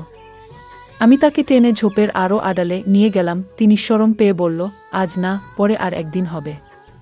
আমি খালা শুনলাম না। খালা বলল, কেউ আবার আসতে পারে, তাড়াতাড়ি কাজ করেন এবারে। আমি খারাপ কাজ করা শুরু করি। কিছুক্ষণ পর মজা নেয়া হয়ে গেলে আমি ওখান থেকে চলে যাই। খালা ও তার কাজ চলে যায়। আমি ওখান থেকে মেসে না গিয়ে দোকান গেলাম। একটা চানাচুর প্যাকেট আর একটা জর্দা দিয়ে পান নিলাম খালার জন্য। 10 মিনিট পর মেসে গিয়ে খালাকে দিলাম। দেখি খালা লজ্জা পাচ্ছে। আমিও লজ্জা পাচ্ছি। এরপর থেকে 2 বছর পর্যন্ত আমরা মজা করতাম, তারপর আমি মেস চেঞ্জ করে নেই। যাই হোক, আজকের ভিডিওটি এই পর্যন্ত। যদি আমাদের ভিডিওগুলি ভালো লাগে তাহলে লাইক, কমেন্ট এবং শেয়ার করুন। আর সবার আগে ভিডিও পেতে আমাদের চ্যানেলটাকে সাবস্ক্রাইব করুন এবং পাশে আসা বেল আইকনটি অল করে দিন। তুমি যখন কাজে যাও, দুলাভাই তখন আমাকে বলে, চলো আমরা রুমে গিয়ে গল্প করি, সিনেমা দেখি। তুমি বাসায় না থাকলেই দুলাভাই শুধু আমায় তার রুমে ডাকে আর বলে, আমার মাথায় কেমন জানি ঝিনঝিন করে ব্যথা করছে, একটু মাথায় মালিশ করে দে তো, তাহলে হয়তো মাথার ব্যথাটা কমে যেতে পারে। দুলাভাই বলে, তোর বোন তো সারাদিন অফিসের কাজে থাকে, আমার দেখাশোনা তোকে করতে হবে। 11 বছরের ছোট বোনের মুখে এমন কথা শুনে থমকে দাঁড়ায় মিতু। বোনকে কাছে টেনে নিয়ে মাথায় হাত বুলিয়ে জিজ্ঞাসা করে, হেনা বইনা আমার, কি কও এইসব? উনি তোমার ভাইয়ের মতো, তোমারে অনেক স্নেহ করে। সেই দিন তুমি কাজে যাওয়ার পর দুলাভাই আমারে কইল, হেনা পানি দে। আমি পানি নিয়া যাইতেই আমাকে বলল, তোরে অনেক টাকা দিমু, তুই স্কুলে গিয়ে ফুচকা খাবি, বন্ধুদের নিয়ে ঘুরতে পারবি, তুই শুধু আমার একটা কথা রাখবি। দুলাভাই কি বলতে তা না শুনেই আমি চলে এলাম। মিতু চমকে উঠল, কি শুনছে ছোট বোনের মুখে এইসব? একমাত্র ছোট বোন হেনা। বাবা মা ছোট থাকতেই মারা যায়, বাসায় বাসায় কাজ করে দুজনের পেট চালাতো মিতু। একদিন শাকিলের সাথে পরিচয়। শাকিল ছিল কেয়ারটেকার, সেই বাসায় কাজ করত মিতু। প্রথম প্রথম লজ্জায় কথা বলতে পারত না শাকিলের সাথে, আস্তে আস্তে দুজনের প্রেম গড়ায়, তারপর বিয়ে। বিয়ের পর থেকেই হেনা ওদের কাছে। 1 বছর হয়েছে মিতু আর শাকিলের বিয়ে। মিতু সকাল হলেই রান্না সেরে চলে যায় কাজে। শাকিল যে বাসার কেয়ারটেকার, সে বাসায় ঘর উঠিয়ে থাকতে দিয়েছে মালিক, তাই শাকিল সারাদিন বাড়িতে থাকে। হেনাকে একটা স্কুলে ভর্তি করেছে মিতু, সকাল থেকে বোটা পর্যন্ত স্কুল, বাকিটা সময় ঘরের টুকটাক কাজ করে। হেনা দেখতে চমৎকার, কিন্তু মিতু দেখতে তেমন সুন্দর ছিল না। তাছাড়া বাকিটা 2 বোনের একরকম দেখতে, কিন্তু ইদানিং হেনা একটু বেড়ে উঠেছে। 12 বছরে পা দিয়েছে সেদিন। শাকিল দিন দিন হেনার দিকে অন্যরকম দৃষ্টিতে চেয়ে থাকে, যেটা হেনা পছন্দ করত না। মিতু কাজে গেলেই এটা ওটার বাহানায় রুমে ডাকে হেনাকে শাকিল। হেনাকে দিয়ে শাকিল তার সুকেসের চাবি দিয়ে বলে, তুই সুকেস থেকে আমার হিসেবের খাতাটা এনে দে তো। মাঝে মাঝে বলতো, দেখ হিসাব করতে করতে আমার মাথা ব্যথা শুরু হয়ে গেছে, একটু মাথাটা ম্যাসাজ করে দে, তাহলে ব্যথাটা হয়তো কমে যাবে। দুলাভাই আমার কপালে হাত দিয়ে বলল, তোর শরীর এত গরম কেন? দেহি দেহি, কাছে আয়, তোর জ্বর আইলো নাকি? হেনা বলল, না, শরীরের জ্বর নেই, গরমের যে তাপমাত্রা পড়ছে এমনি শরীর গরম থাকে।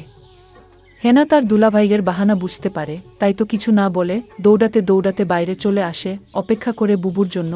কাছ থেকে সবেমাত্র এসেছে মিতু, মিতুর আতি। হেনা তার বুবুর কাছে এসে কান্না করে বলল, আমি তোমার সাথেও কাজে যাব। আমি বাড়িতে একা একা থাকব না। ছোট বোনের এসব কথা শুনে মনটা এক অজানা ছটফট করছে। কি করবে এখন মিতু? হেনার যে মিতু ছাড়া কেউ নেই। এমন সময় শাকিল ঘরে এসেই মিতুকে দেখে বলল, মিতু তুমি আইছ? হেনার গায়ে জ্বর দেখলাম। তুমি দেখতো মাইজাডার কি হইল? জ্বর হইলে ওরে ডাক্তারের কাছে নিতে হইব। মিতু শাকিলের এমন কথা শুনে একটু অবাক হলো। কই, শাকিলের কথায় তো কোনো খারাপ কিছু নেই, তাইলে কি হেনা ছোট মানুষ হইয়া ভুল কিছু কইল? শাকিল তো হেনার ভালোই চায়। হেনা হয়তো ওর দুলাভাইরে ভয় পায়, তাই এমন ভুল বুঝো। ছোটবেলা থেকে মায়ারা এমন, খুব সহজে যাকে তাকে ভয় পেয়ে বসে। তাই তো মিতু ব্যাপারটা সহজভাবে নিয়ে হেনার গায়ে হাত দিয়ে দেখে সত্যি জ্বর, আরও শিওর হয়ে গেল। হেনা শাকিলকে ভুল বুঝছে। হেনাকে মিতু বলল, হেনা তোর গায়ে তো সত্যি জ্বর, চল তোরে ওষুধ আয়না দেই। এই বলেই মিতু হেনাকে নিয়ে ডক্টর দেখাতে চলে গেল। শাকিল মিটমিট করে হেসে দিয়ে বলল, হেনা তুই যতই আমার নামে নাশিল করস, তোরে আমি একদিন সত্যি সত্যি। যেতে যেতে মিতু হেনাকে বলল, হেনা তুই মানুষটার নামে এমন মিছা কথা কইতে পারলি? তোর কত খেয়াল রাখে দেখছোস। হেনা বলল, বুবু তুমি আমার কথা বিশ্বাস করো, দুলাভাই আমারে খালি তার রুমে ডাকে আর কি জানি বলতে চায়, কিন্তু বলতেও পারে না। আরে তোর দুলাভাই তোর ভালো চায়, আর এই জন্য তোকে চোখে চোখে রাখে। বোকা মেয়ে, কিছুই বুঝিস না। মিতু ছোট্ট হেনাকে বুঝিয়ে বলল। শাকিল একেবারে সাদাসিদে, ভুলটা হেনার। আমি মিতুকে বললাম, বুবু যেদিন কিছু একটা হবে সেদিন আমার কথা বিশ্বাস করবে, তার আগে নয়। বুবুও আমায় জারি দিয়ে বলল, বাদ দে এসব কথা, এখন ডাক্তার দেখাবো। ডাক্তার বলল, হেনার শরীরে জ্বর আর তাই তাকে ভালো ওষুধ খাওয়াতে হবে। হেনার জন্য ওষুধ নিয়ে বাসায় চলে আসলাম। হেনার সমস্ত ওষুধের খরচ শাকিল দিল। আমি হেনাকে বললাম, হেনা দেখছিস আমাদের কত কেয়ার করে তোর দুলাভাই। ওষুধের সমস্ত খরচ শাকিল দিয়ে দিল।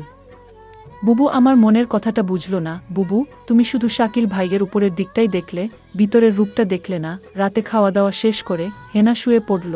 আমি হেনাকে বললাম, কিরে হেনা, তুই ওষুধ খেলি না? ওষুধ না খেলে তোর জ্বর ভালো হবে না, তুই দিন দিন অসুস্থ হয়ে যাবে। বুবু, আমার গায়ে জ্বর নেই, আমি ওষুধ খাবো না, আমি সুস্থ আছি। কি বলছিস পাগলি মেয়ে? ডাক্তার বলল জ্বর আছে, আর সে বলছে জ্বর নেই। বুবুর জোড়াঝুড়িতে আমি জ্বরের ওষুধটা খেয়ে নিলাম। আমার কিছুই করার ছিল না। আমি জানতাম, আমি যদি বুবুর কথা না শুনি, বুবু অনেক কষ্ট পাবে, কারণ এই পৃথিবীতে বুবুর আমি ছাড়া আর কেউ নাই। আর তাই আমি বুবুকে কষ্ট দিতে চাই না। কিন্তু বুবু আমার একটা কথা কোনোভাবেই বিশ্বাস করছে না। কিন্তু বুবু বিশ্বাস করবে সেই দিন, যেদিন আমার একটা কিছু হবে, তার আগে না। কিছুদিন পর বুবুর অফিস বন্ধ দিয়েছিল 1 সপ্তাহ। সারাদিন বুবু বাড়িতে থাকত। আমি স্কুলে যেতাম আর 2টা বাজে চলে আসতাম। কিন্তু বুবু এই 1 সপ্তাহ বাড়িতে থাকাতে শাকিল ভাই কেমন জানি হয়ে গেছে। দুলাভাই মেজাজ দেখি কিটকিটে হয়ে গেছে। আমার মনে হয় বুবু বাড়িতে থাকায় দুলাভাই এটা কিছুতেই সহ্য করতে পারছে না। পরদিন আমি স্কুল থেকে ফিরলাম, রৌদ্র দিয়ে আসলাম, শরীর গরমে মনে হয় পুড়ে যাচ্ছে। দুলাভাই তখন আমার কপালে হাত দিয়ে বলল, সর্বনাশ, মেয়েটা তো আজ জ্বরে পুড়ে যাচ্ছে, তাড়াতাড়ি চলো, ডাক্তারের কাছে নিয়ে যাই। বুবু তখন বলল, তুমি হেনাকে নিয়ে ডাক্তার দেখে আসো, আমি বাড়ির রান্না ভাড়ার কাজটা সেরে নেই। হেনা তখন আমায় বলল, বুবু, আমার জ্বর হয়নি, আমি ডাক্তারের কাছে যাব না। বুবু, তুমি কেন বুঝ না আমার কথা? দুলাভাই শুধু অহেতুক ডাক্তারের কাছে আমায় নিয়ে যায়। আমার শরীরে জ্বর নেই বুবু, আমি ডাক্তারের কাছে যাব না। দুলাভাই বলল, আচ্ছা তুমি যখন যেতে চাচ্ছ না, তাহলে আমি গিয়ে ওষুধ নিয়ে আসি। বুবু বলল, দেখছিস তোর দুলাভাই কত ভালো, তোর একটু সমস্যা হলেই তোর জন্য কত কিছু করে। আজকাল এমন মানুষ পাওয়া বড়ই কঠিন। হেনা, বুবু, তুমি দুলাভাইকে চিনতে পারোনি। তুমি মানুষটার সাথে সংসার করছো, অথচ তার মন মানসিকতা সম্পর্কে তোমার ধারণা নেই। বুবু, বুবু, দুলাভাই তোমার সামনে আমার সাথে ভালো আচরণ করে। চুপ কর, তোর 2 ভাইয়ের নামে কোনো বদনাম করবি না। আমি বুবুর কথা শুনে অবাক হলাম আর মনে মনে বললাম, বুঝবে বুবু, বুঝবে। সময় হারিয়ে সবই বুঝবে। আমার কথার কোনো মূল্য তুমি আজ দিচ্ছ না। পরদিন বুবু হঠাৎ অসুস্থ হয়ে পড়ে, বিছানা থেকে উঠতে পারছে না, শরীরের একটু শক্তি নেই। বুবুর শরীরে প্রচণ্ড জ্বর চলে আসছে। দুলাভাই বুবুর অসুস্থতা দেখেও বলছে, আমার আজ একটা জরুরি কাজ আছে বাহিরে, আমার আসতে একটু লেট হবে। দুলাভাইকে বললাম, বুবুর গায়ে তো জ্বর আসছে, বুবুকে ডাক্তারের কাছে নিয়ে যেতে হবে। দুলাভাই বলল, তুই একটু নিয়ে যা, আমি আজ যেতে পারবো না, কারণ আজ আমার জরুরি কাজ আছে। আমি বুবুকে বললাম, বুবু দেখলে আজ তুমি অসুস্থ, তাই তোমাকে ডাক্তার দেখাতে নিয়ে গেল না। আজ যদি আমি অসুস্থ হতাম, তাহলে দেখতে কত দরদ দেখাতো। বুবু আমার কথা শুনে কিছুটা আমার কথা বিশ্বাস আসলো। বুবু তখন মনে মনে বলল, ঠিক আছে, শাকিলের মতলব সম্পর্কে আমার জানতে হবে। শাকিল কি আসলে সে উপরে উপরে ভালো, নাকি সত্যি শাকিল একজন ভালো মানুষ? রাতে শাকিল ঘরে ফিরল। ডাইনিং টেবিলে খাবার ছিল। সে নিজ হাতে খাবার খেয়ে সোজা ঘুমিয়ে গেল। আমি আশ্চর্য হয়ে গেলাম, আমার খুব কষ্ট হচ্ছিল। শাকিল আমায় অসুস্থ দেখে গেল, অথচ একবারও জিজ্ঞেস করল না, তোমার কি জ্বর কমেছে? শাকিল জানি কেমন হয়ে গেছে। অথচ গতকাল আমার বোনের জ্বর আসলো, তার প্রতি সে কত না কেয়ার দেখালো। এসব চিন্তা করতে করতে আমার রাতে ঘুম হচ্ছিল না। আমি সারা রাত ঘুমাতে পারিনি। তাহলে আমার ছোট বোনটা যা বলল, তা কি সত্যি বলেছে? না, এ হতে পারে না। সকালে ঘুম থেকে উঠে দেখি শাকিল নাস্তা না করে চলে গেছে। আমি তাকে ফোন করছিলাম, সে ফোন ধরে বলল, আমি একটা কাজে আছি, আমি তোমায় পরে কল দিচ্ছি। আমি তখন শাকিলকে বলতে চেয়েছিলাম, শাকিল, আমার 2 দিন ধরে জ্বর, আমার জন্য কিছু ওষুধ নিয়ে এসো। সেটা বলার আগেই সে ফোন কেটে দিল। আমি ভাবলাম কিছুক্ষণ পর আবার ফোন দিব। প্রায় 2 ঘন্টা পর আমি শাকিলকে ফোন করলাম। আমি বললাম, 2 দিন ধরে আমি অসুস্থ, তুমি আমার খোঁজ রাখনি কেন? শাকিল বলল, আরে আমি এই 2 দিন একটু বিজি ছিলাম, তাই কোনো খোঁজ রাখতে পারিনি। তারপর আমি বললাম, যদি পারো তাহলে আমার জন্য কিছু ওষুধ নিয়ে এসো। ঠিক আছে, ঠিক আছে, আমি নিয়ে আসব, এখন ফোন রাখো। আমার মনে হলো আমি তাকে ফোন দিয়ে বিরক্ত করেছি। একদিন রাতে শাকিল ঘুমাচ্ছিল। হঠাৎ মধ্যে রাতে দেখি শাকিলের রুমে নাই। আমি রুমের চারদিক ভালো করে খুঁজতে লাগলাম, কোথাও শাকিলকে দেখতে পাইলাম না। তারপর দরজা খুলে রুম থেকে বের হয়ে দেখলাম হেনার দরজার কাছে গিয়ে হেনাকে ডাকছে। আমি বললাম, শাকিল, তুমি হেনাকে ডাকছো কেন? শাকিল আমাকে দেখে চমকে গেল। শাকিল বলল, আর বলো না, হেনার ঘরে আমার ল্যাপটপটা রাখা ছিল, তাই হেনাকে ডাকছি। কারণ ল্যাপে অনেক হিসাব পড়ে রয়েছে, তা আজ রাতে শেষ করে অফিসে জমা দিতে হবে। শাকিল, তুমি আমার সাথে মিথ্যা বলো না। আমি জানি তুমি জব করো না, আর তাহলে তোমার অফিসে কিসের কাজ? মিতু, তুমি আমার মুখের উপর তর্ক করো না। আমি যা বলছি তাই সত্যি। আমি নতুন একটা অফিসে জব নিয়েছি। আমি তার সাথে আর কথা বাড়ালাম না। শাকিলের প্রতি আমার সন্দেহের মাত্রাটা বেড়ে চল। এখন শাকিলকে আমার তেমন বিশ্বাস হয় না। কখন কি করে বসে তার কোনো ঠিক নেই। আমি শাকিলকে বললাম, যেহেতু তুমি একটা চাকরি পেয়েছ, তাহলে আমার আর কাজের দরকার কি? আমি না হয় বাসায় থাকলাম, তুমি চাকরি করো। শাকিল তখন আমায় ধমকে সুরে বলল, তোমার যে বোন রয়েছে তার লেখাপড়ার খরচ কি আমি দিব? তুমি তোমার কাজ করো, আমি আমার কাজ করি। শাকিলের কথা শুনে বুঝতে পারলাম তার আসল চেহারাটা বের হয়ে আসছে ধীরে ধীরে। আমি বললাম, ঠিক আছে শাকিল, তোমার কোনো চাকরি করতে হবে না, আমি তো আছি। দেখলাম শাকিল অনেক খুশি হয়ে গেল। পরদিন আমি কাজে চলে গেলাম। বাড়িতে হেনা আর শাকিল। আমার এই দিন কাজে কিছুতেই মন বসছিল না। কারণ আমার খুব চিন্তা হচ্ছিল আমার বোনটাকে নিয়ে। আমি যেখানে কাজ করতাম সেই মালিককে বললাম, আজ আমায় একটু আগে ছুটি দিয়ে দেন, আমার বাসায় একটু সমস্যা। মালিক বলল, ঠিক আছে, আজ তোমাকে আগে ছুটি দিয়ে দিব। কোনোরকম অফিসের সময়টা গেল। আমার ডিউটি হচ্ছে সকাল 8টা থেকে রাত 8টা। কিন্তু আজ আমি বিকাল 4টায় ছুটি নিয়ে বাসায় চলে আসলাম। বাসায় এসে দেখি বাড়িতে কেউ নাই, একদম নিস্তব্ধ। আমি হেনাকে ডাকছি, হেনা কোথায় তুই? আবার শাকিলকে ডাকছি, শাকিল কোথায় তুমি? আমি কারো সাড়া শব্দ পেলাম না। সমস্ত বাড়ি খুঁজছিলাম, কাউকে দেখতে পাচ্ছিলাম না। শুধু একটা জায়গা বাকি ছিল, আর সেই জায়গাটা হলো বাথরুম। আমি বাথরুমের দিকে গেলাম। গিয়ে যা দেখলাম তা দেখে আমার মনে হচ্ছিল আমার দম আটকে গেল। আমি দেখলাম হেনা একপাশে পড়ে আছে। আমি দৌড়ে কাছে গিয়ে হেনাকে ডাকলাম, হেনা বোন আমার, তোর কি হয়েছে? হেনার কোনো সাড়া শব্দ নেই। চিৎকার করে হেনাকে ডাকছি, এই হেনা উঠ, তোর কি হয়েছে বোন? আমি কথা দিচ্ছি, আমি আর কোনোদিন তোরে বাসায় একা রেখে কাজে যাব না। লক্ষ্মী বোন আমার, তুই উঠ, আমার সাথে রাগ করিস না। হেনার মুখ দিয়ে কোনো কথাই বের হচ্ছিল না। একটা সময় বুঝতে পারলাম হেনা আর নেই। হেনা আমার সাথে অভিমান করে চলে গেছে। হেনা মরে গেছে। আমি কাঁদছিলাম আর বলছিলাম, হেনা বোন আমার, তুই একবার উঠে। এই যে আমি কথা দিচ্ছি, এখনই তোকে নিয়ে অন্য কোথাও চলে যাব। হেনা আমার কথা শুনছিল না। শুনবে কি করে? সে তো মরে গেছে। আমি হেনার হাতে একটা চিঠি দেখতে পেলাম। চিঠিটা তার হাত থেকে নিয়ে খুলে দেখলাম, চিঠিতে লেখা ছিল, বুবু, তুমি আমার কথা বিশ্বাস করছিলে না। আমি অনেক কষ্ট নিয়ে দুনিয়া থেকে চলে গেলাম। এর কারণ হলো আমার দুলাভাই। বুবু, তুমি আমাকে ক্ষমা করে দিও। আর তোমার প্রতি একটা অনুরোধ, তুমি শাকিলকে ছেড়ে চলে যেও। তা না হলে আমার আত্মা শান্তি পাবে না। আমার আর বুঝতে বাকি রইল না কেন হেনা দুনিয়া ছাড়ল, কি ঘটেছিল।